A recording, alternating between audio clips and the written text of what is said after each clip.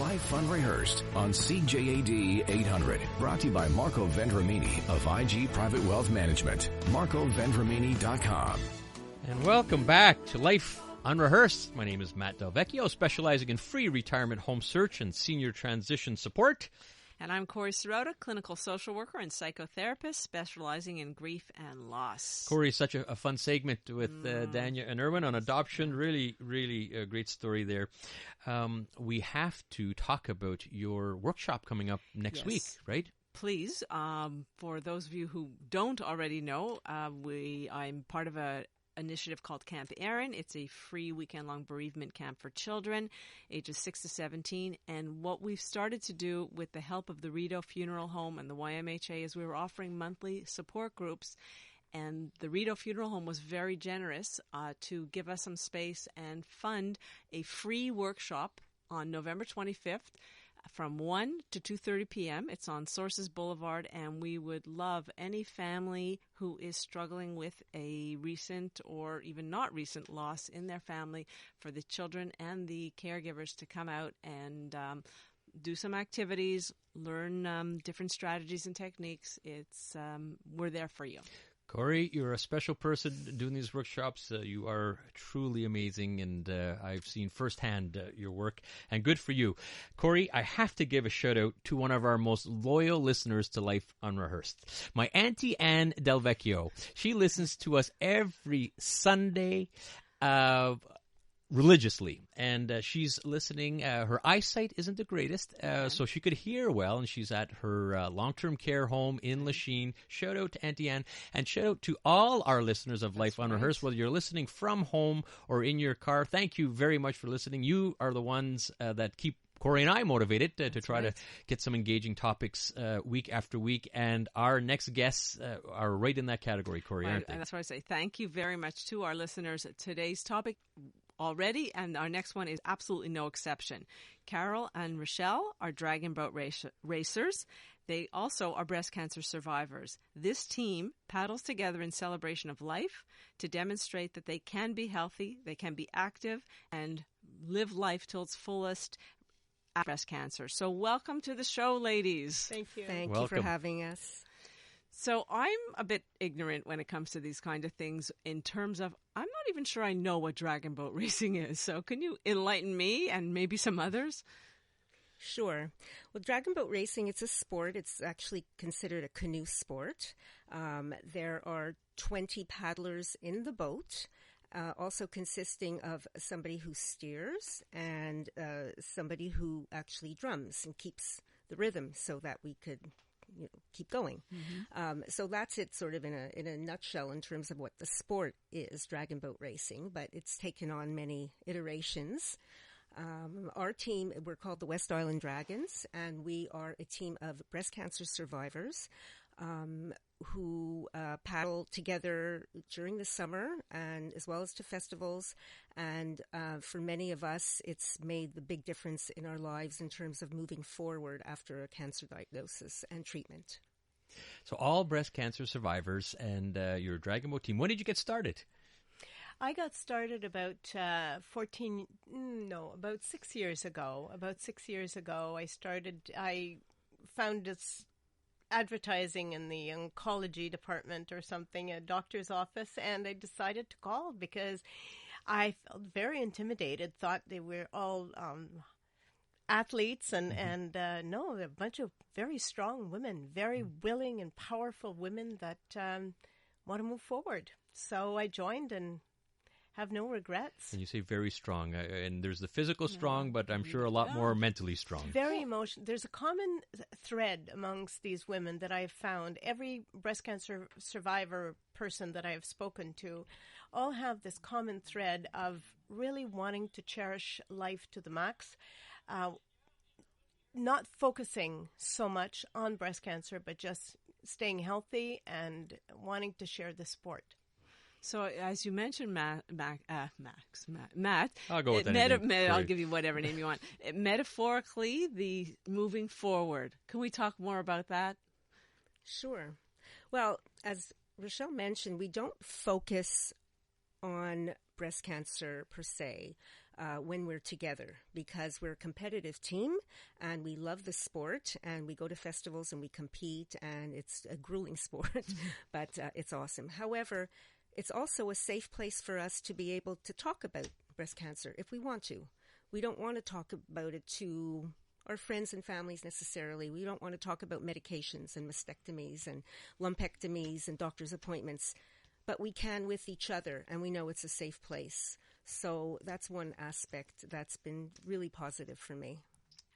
That's Carole and Rachelle, breast cancer survivors that are part of a dragon boat racing team called the West Island Dragons, and there are dragons, and there are many dragon boat racing teams. You have participated in several events. Can you share some of the? I've heard, Rachelle, some of them ones that you have been on. I'm amazed at the support behind dragon boat racing. We were very excited to participate this summer to a international competition in Florence, which was held in Florence at the Arno River, where there were 4,000 women that were participating at this event. 127 teams from 22 different countries. Wow. So the positive energy, the high energy that was at the event was quite moving. Was very, very moving. And all this, again, this common thread of wanting to live life to the fullest after diagnosis. The energy that you speak of, I can't even begin to imagine with the numbers you described, how powerful that is. Can you identify for us who are your participants? Who are the racers? Age group? The racer, if I take Florence as an example, I met this young woman from Ireland, 25 years old, and one of our team members, June, 85, and she wanted to do this this summer, and so she did. So the age varies between, it's all ages, and we've had one woman that was interested. She was 27 years old, No, it's all ages, all walks of life, everything. Yeah. And when we're in the boat together, the age does not matter. Right. We are there to compete together and be together and paddle together. You mentioned off there also about the criteria in terms of who is eligible to be part of this team. For sure, to be eligible to be part of our team is to have had a diagnosis of breast cancer. We are also asking for women to be, because the sport is quite intense and technique-wise and strength-wise and all of it. We ask for women to continue to be active, physically active, so that. And it's always recommendations by their oncologists, by their doctors, to continue to be active, so to reduce the risk of the cancer coming back. But it's also very important to be physically active throughout the year to avoid injury, I suppose. Hurt, getting hurt. Right. So that's very, very important. But the criteria is to be wanting to move forward. That's lovely. It's amazing to hear, because yes, physical, but you see dragon boats and the racers, and they're all different shapes and sizes, and it's not just for athletes. That's what I love about that. And it also saves lives. And we're going to head out for a traffic update at the CJD Traffic Center, and we're going to hear about how they save lives. Life Unrehearsed on CJAD 800. Brought to you by Marco Vendramini of IG Private Wealth Management. MarcoVendramini.com. Doesn't kill you, makes you stronger. Stand a little taller. Doesn't mean I'm lonely. Welcome back. You're listening to Life Unrehearsed. I'm Corey Sirota with my co-host, Matt Del Vecchio, and we are talking to dragon boat racers Carole and Rachelle, that are also breast cancer survivors who are making a difference through their dragon boat racing. Right before we went out to traffic, we mentioned that you were going to share with us, how does dragon boat racing save lives? Well, how did it save my life? I can say that meeting this sisterhood of people who understand what you've been through and what we've all been through saved my life. I say saved my life a little bit in quotations, but in many ways it really did, because I just knew that, as I said before, going to this safe place, doing this amazing sport, getting strong, having fun, learning about different people, learning about our stories, that was life-saving to me. Thank you. How about you, Rachelle? Well, it's to understand that if you isolate yourself, the worst possible thing for you to do is to isolate yourself.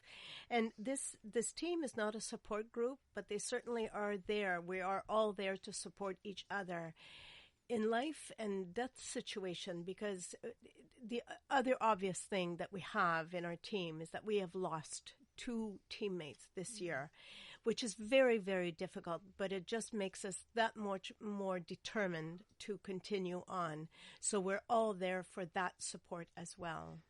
It's very interesting. That's Carole and Rachelle talking to us about their Dragon Boat Racing team, breast cancer survivors for all team members. You talked about support. We were talking off air, and we do want to talk about some resources out there. And I'd love your answer. The support where you got the most support is within that boat, and I thought that was wonderful. Mm-hmm. You know, it's everyone that have gone through different stages, different phases, and you're relying on one each other. It's amazing, Corey. I think I mentioned to you before when this was promoted, this particular show about Dragon Boat Racing, the text we were getting from out of the blue, and you mentioned Can Support, Cedars Can Support. I know they have a big event in the fall sponsored by Fuller Landau. So my good buddy Steve Dunlop mentioned, Matt, make sure you talk about this Cedars Can Support. Right. And it's true. So you realize how big and how spread out Dragon Boat Racing can mean. And you mentioned you lost 2 members. Sad story. Aww. So I would imagine this must be one of your challenges, that you're constantly trying to recruit new members, whether you lose people or not. I guess you always need new members. Isn't that a challenge? Absolutely it is, because the criteria is to have had breast cancer to begin with. And it's not always easy. So we thank CJAD for allowing us to do this, because this is our way. It's our best way to promote our team and to make people aware that we exist. And we've gotten tremendous amount of calls and emails from various people from exposing our team this way through media, and it certainly is a tremendous help. So how many team members would you have today, approximately? Today we have approximately 35. 35. Some that are non-active, but we have approximately, I would say, 28, 30 members that are active members to this day. Fantastic. So I'm curious, how many do you need? Pardon me? I guess at there's any given practice, there's space for 20 people, really. Okay. But, there's often through, not feeling well, sickness, vacations in the summer, because we practice in the summer. People are on vacation. They have, children issues or whatnot. So sometimes we're over that amount, and people will just stand by the sides and watch, and we'll come back halfway through practice and pick up those that have not had the chance to paddle because there are too many people for the boat. So everybody gets a chance, always. So what's your training regime then? We train twice a week in the summer from May until September. And we start practice actually training in January at an indoor basin in Verdun. So we're there until the month of May. And then we have 4 competitions throughout the summer from June until September. The last is always at mid-September. So that's our regime, while encouraging the women to continue working out on a regular basis, to be stronger in the boat. You mentioned stronger. The strength is unbelievable. And I'm not talking about the strength in their ability to paddle. I'm talking about the strength of spirit that you see here in the studio and you describe as part of your team. It's incredible. It's so inspiring, and you deserve all the recognition and the accolades that I can think of. So tell me, ladies, thank you so much for coming. How do people get involved? They can Facebook us. We are on Facebook, and my number is there. They can reach me through my email address. So Facebook as? Can you be West Island Dragons. West Island les Dragons Dragons. de l'Ouest de l'Île. We're there. Once we get an interest, I can answer them. I encourage women to call me so that I can explain exactly what it is. And then from there, we invite them to the first practice, and they can start practicing as soon as January in the basin. Fantastic. So Yeah, what I'm enjoy going to do it is out. I'm going to put up the coordinates on our Facebook Live page. Yeah, that's excellent. Life Unrehearsed Facebook page, and if you're watching live right now, you'll see Yeah. their big banner proudly displayed. And like you said, it could be for anyone with breast cancer surviving. And thank you both very much, brave for having souls, us. and wish you the best of luck in Thank the you. upcoming season. Thank you. Thanks so much. Next week on Life Unrehearsed, tune in to learn some tips on how to navigate the healthcare system. And Corey, you and I have both been there. We'll also be tackling the challenges of transitioning from couple to parents. You can catch us next Sunday, as you can every Sunday on Life Unrehearsed at 4 p.m. on CJD 800.